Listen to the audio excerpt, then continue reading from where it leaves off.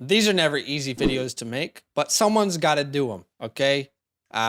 We've talked about this before. These are videos that people could comment on later and say, well, that aged really well, but we Classic. think it's important to make these kind of videos where we tell you players that we don't want to draft. And that's what we're doing today. In Dynasty leagues, the following players we're going to present to you are players that we do not want to draft. Now, Badake might not agree with some of mine. I might not agree with some of his, but we're going to say our points and then you can decide if you want to draft these players or not. My first one is Derrick Henry, the king himself. Okay, I was surprised at his current ADP according to crowdsourcing. He's Right. RB14, Wow. which feels really high to me from a dynasty football perspective.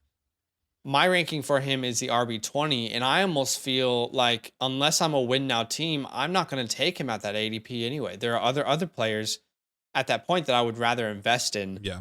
But let's talk about why I'm not drafting him. Firstly, and one of the biggest points is the average cliff for a running back. Let's look at the cliff age Yeah. and where he currently stands in that scenario. I looked at the last 5 years, excuse me, and I looked at the top 12 running backs in PPR. Okay. So from 2017 to 2021, and I looked at the top 12 running backs and I brought an average of their age. I went through every single running back. I looked at their age, added it together, divided it by 12, quick maths. Quick And I wanted to see what's the average running back's age. In 2017, 24 years old. 2018, 23 and a half. I mean, you can see as it goes on and on. Right. Last year in 2021 was actually the highest average age for a top 12 running back. And I think you think about guys like James Conner who revived their career, guys like Leonard Fournette who revived their career. Yeah. There's a lot of older running backs who were able to have successful seasons with the right situations that fell onto the lap. Now, I was doing a little bit of research. I want to see if anyone else had, analytics on this or research on this. And shout out to Northwestern Sports Analytics Group. Okay. Because they did a study and research, an analytic research on the running back age cliff and concluded that from ages 28 to 29 is where you see the biggest drop off in running back performance. And I would encourage you guys to check it out. You can easily find it if you search that in Google. But let's talk about Derrick Henry. He's 28 years old right now, going to be 29 by January of next year. There's 2 years left on his current deal, and then he will be 30 years old. This team in Tennessee, their identity is quickly looking more and more unknown. Last year, Derrick Henry missed 9 games due to injury.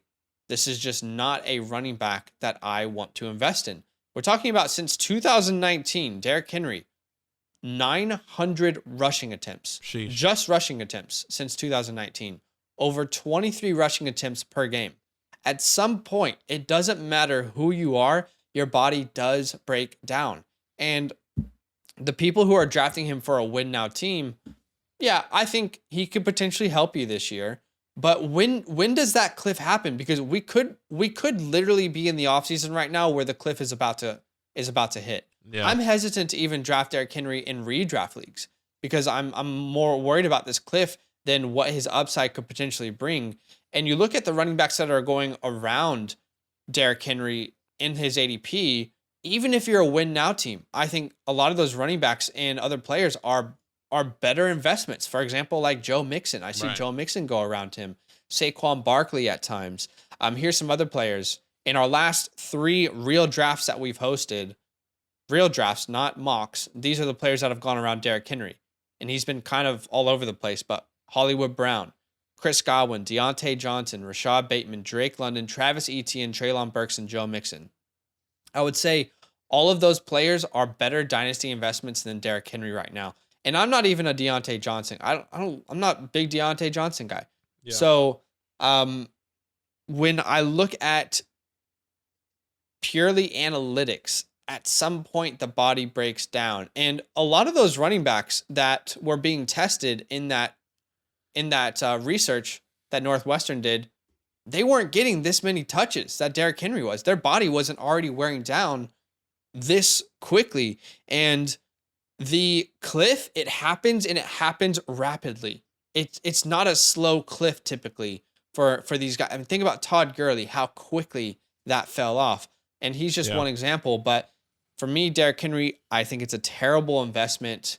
So I'll be avoiding him in every dynasty draft. In fact, I don't have him on a single dynasty team, and there's a reason for that. So yeah, I mean, Derrick Henry is always in a question mark, especially with all those years on the tires there with the King. So we definitely got to wait and see what that looks like. Yeah. But yeah, he's definitely a guy on the list for me, in a dynasty perspective.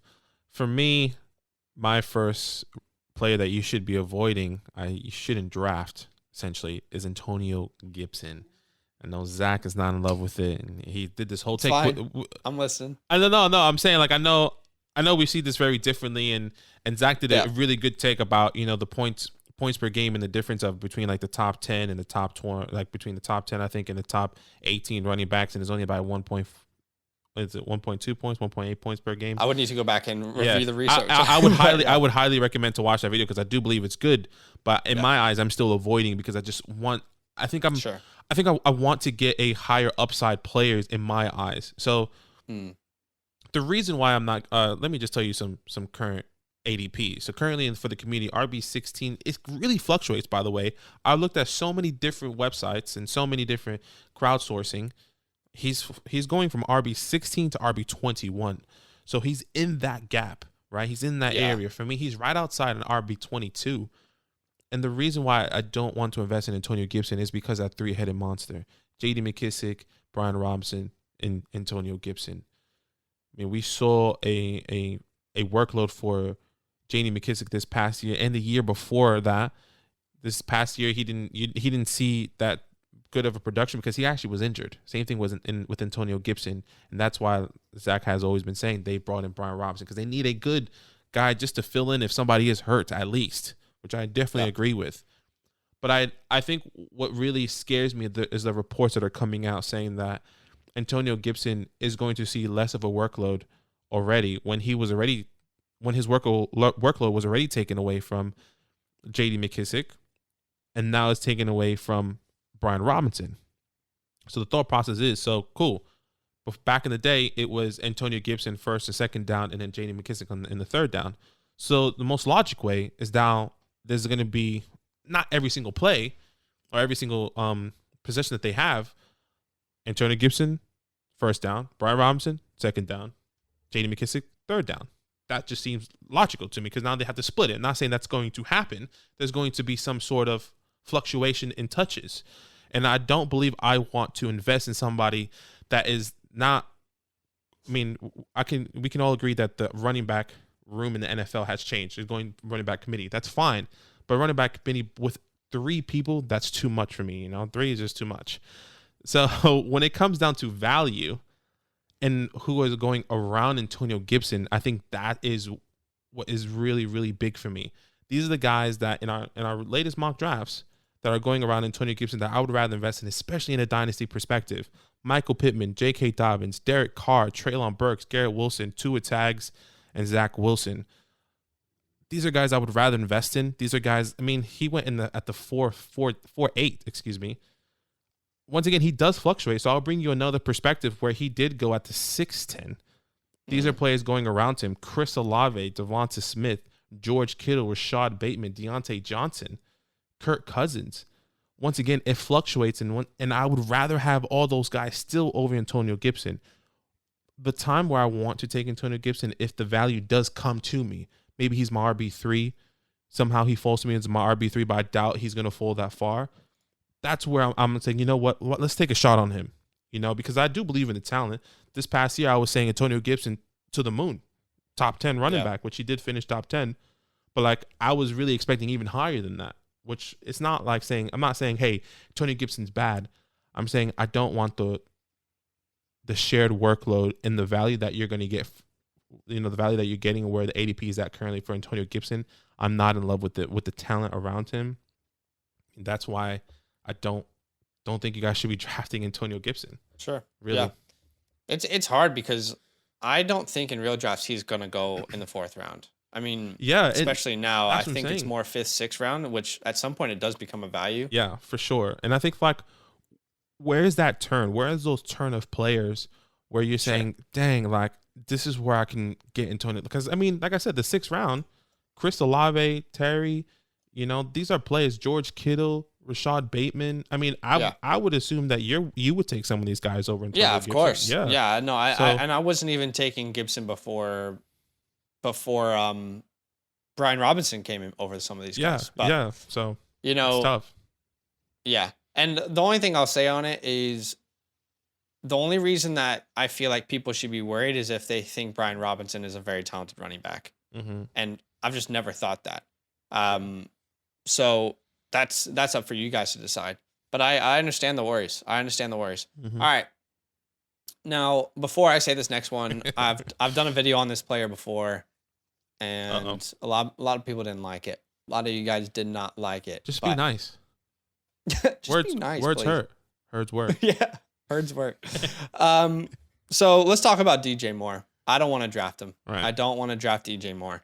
Current ADP anywhere from wide receiver 12 to wide receiver 15. Mm. My ranking, I have him as my wide receiver 21, and I tried not to put him on this list, but he is my most honest answer to the question, For sure. what are the biggest don't draft players on your board? Mm-hmm. So I'm sorry if some of you have heard some of this before, but let's talk about it.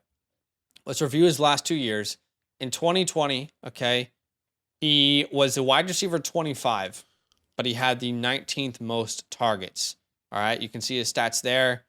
A lot of targets, not a lot of receptions. And if you remember back to 2020, he was actually the 3rd most valuable wide receiver on his own team. Robbie Anderson and Curtis Samuel both brought more value to you in fantasy, Yeah. even though the quarterback play was average. Okay, let's look at 2021. Last year, a ton of targets, 163 targets. Okay, he was wide receiver 18 on the year. Let's talk about that. So last year, DJ Moore was wide receiver 18, but he got the 6th most targets. To me, that's an you underperformed. Okay, And I know that was- quarterback play was bad, Uh-huh. but we'll talk about that in a second. When you look at it on a points per game basis, Mhm. to me it really shows more where he is. Wide receiver 30 was where he finished last year on a points per game basis. Yeah. Okay. That's if we huge. do points per game basis, there are going to be a couple stragglers in there, of course, but we can't take them out because then we're not accurately presenting points per game basis. Mhm. Okay. But we're talking about a guy in DJ Moore who didn't miss a single game. He got 9.5 targets a game, and he averaged only the 30th most points at the position. Think about how many other wide receivers, even with bad quarterback play, if they got 9.5 targets a game, what could they have done with that? And you look at his Crazy. stats across the entire year, because I remember we made a video and someone said, "You're kidding me. This guy just put up over like 1,200 yards and 90 catches." Like, that's great, but why don't we look at that again on a per game basis? Yeah. Per game, DJ Moore, 5.4 receptions, 68 yards, and 0.2 touchdowns. Is that a player you really love starting? I mean, what is that getting you every week? It's maybe getting you what? I mean, quick math would say 11 points. Is that something that you want to invest in? Maybe you have Right. to make that decision. Do you want someone who might consistently get you? I mean, I think he might be able to be started. Yeah. And let's look at players who had 20 less targets than DJ Moore, but finished higher. Michael Pittman, Tyler Lockett, Godwin, DK Metcalf, Jalen Waddle, Mike Williams, Hunter Renfrow, Mike Evans. Quarterback play was better for all those players, For sure. but still, I think it should be talked about. I mean, a lot of people are shitting all over Carson Wentz. So Michael Pittman, 20 less targets, still finished higher than DJ Moore, even though they were both the wide receiver 1 on their team. Yeah. And by the way, quarterback play wasn't good, but neither was DJ Moore. I'll tell you exactly where I got all these numbers from, so there's no confusion. Okay. Right. Let's look at his efficiency. Drops, Player Profiler says something different to other websites. So I looked at Pro Football Reference, and last year DJ Moore was tied for he was third in drops. The year before, he was tied for fourth in drops. Mm-hmm. Now let's look at some analytics brought to you by Player Profiler. Okay, target separation, not even in the top 55 in the NFL. Catch rate, not even in the top 80.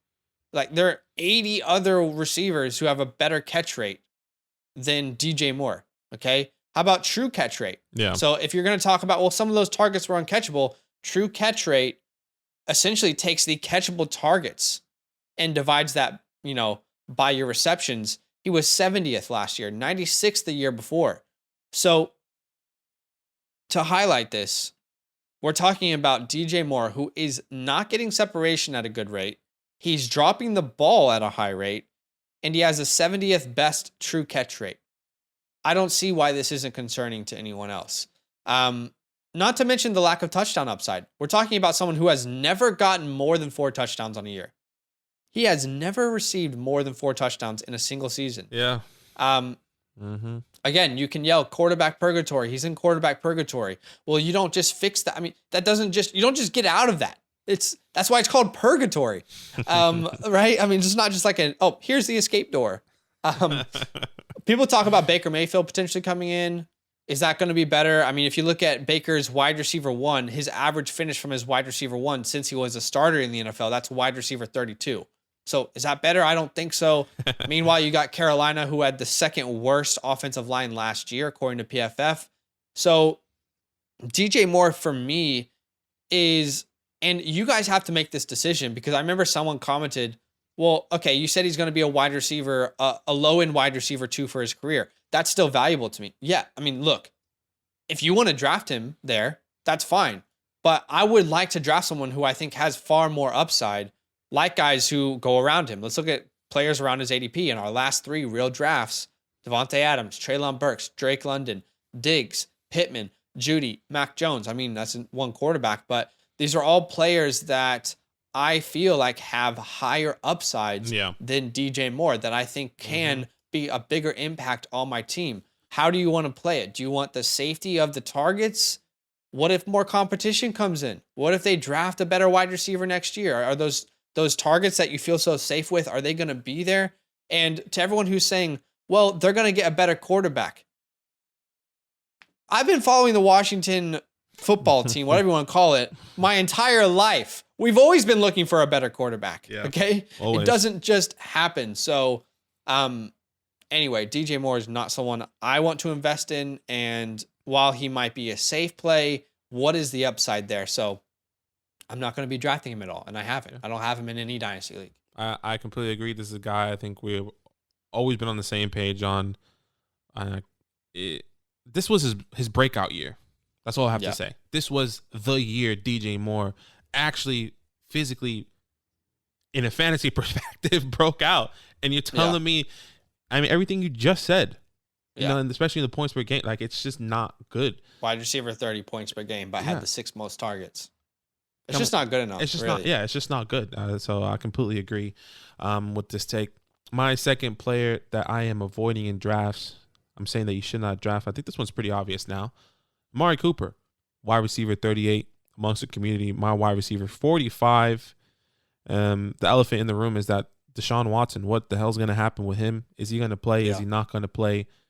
I think the biggest thing is some people want to take him in a dynasty startup in the belief that Deshaun Watson is going to get suspended for a year, and saying, well, when Deshaun Watson does come back, I'll be ready. You know, I have Amari Cooper. Sure, I have him on my team. I think I don't want to invest in Amari Cooper anymore because he's currently 28 years old. If the Deshaun Watson stuff is true and he gets suspended for a year, by the time he comes back, Amari Cooper is going to be 29 years old. And we've already seen this team not really invest so much in him, and they send some of their last picks in the draft for Amari Cooper. You know, like they don't want. It's not the long-term answer, you know, for this team. It all comes down to value as well. There's always going to be a point, kind of like Antonio Gibson. What is the point where it's okay for me to draft Amari Cooper? And I don't know if there's a spot where I'm okay. You know, in our last three drafts, just like Zach's been doing, he's been going in the mid-9th round. Jahan Dotson, Gabriel Davis, Pat Fryme, Chase Claypool, Juju Smith, Kadarius Toney. Every single one of those guys I want over Amari Cooper. Yeah. You know, I don't know. I mean, we can even go into rookies if you really want to go deep into it. You know, like this is where I'll maybe take a George Pickens and say, you know, I'll rather sit on the year on George Pickens, hope that he breaks out. Right. You know, like the unknown. Exactly. I'd rather go with the unknown than a guy like Amari Cooper at this age with the question marks. And I mean, the report's saying that Baker Mayfield is definitely not coming back. I still believe there's a chance, but they're saying he's definitely not coming back. And the quarterback is going to be Jacoby Brissett for this year. That's terrible. That is probably the worst thing that can possibly happen for any fantasy relevant player on that team. I don't want any part of the Browns right now, purely because of, in a fantasy perspective, it's bad and it's terrible what's happening with the organization, Deshaun Watson. But 28 years old, going to be 29, and you would rather have him on your team that you're probably not going to start this year. You're going to have him on your team and say, damn, when should I start Amari Cooper? Oh, it's a good matchup. Yeah, but I would rather probably start Jahan Dotson. He's probably getting like 8 points. You know, like that's going to be the conversation, I feel. We're going to have Amari Cooper or some rookie. Amari Cooper or, you know, John Mechie. Amari Cooper or Jalen Tolbert. You know, like I can see that coming our way. But, I mean, I could be wrong. I'm happy to be wrong. Sure. But I would rather invest in other younger players. I would rather invest in some other pieces, maybe even a quarterback 3. You know, I mean, take a shot on a Desmond there. You know, Desmond's going in the 11th. Take a shot on Matt Ryan for the year, depending on how your quarterback room looks like. I would truly just rather go anywhere else besides Amari Cooper right now. I'm just avoiding him at all costs, to be completely honest. It's tough. I mean, I really don't know what to think about him in that situation. You know, I can understand the concern. Yeah. What's weird is his ADP is pretty low, but at the same time, what is it going to be worth this year? I don't know the answer to that. So it's maybe one of those situations where it's like, hey, you got enough stress in your life. Dynasty's supposed to be fun. Maybe you just avoid this one. You know? Yeah, that's essentially what it is. All right, guys, let us know in the comments below where there are other players that you're not drafting that you don't feel comfortable with. And if you don't like my DJ Moore take, it's okay. It's okay. Just, you know, be kind in the comments. All right, guys. Yo, what's good? Thanks for watching. We got a lot more videos. A lot more. If you want more videos. Watch now, it. You can also subscribe. Right now. If you want to. You need to. And lastly, don't forget that you can sign up to support the show and get exclusive content by going to patreon.com/Fantasyland Fam.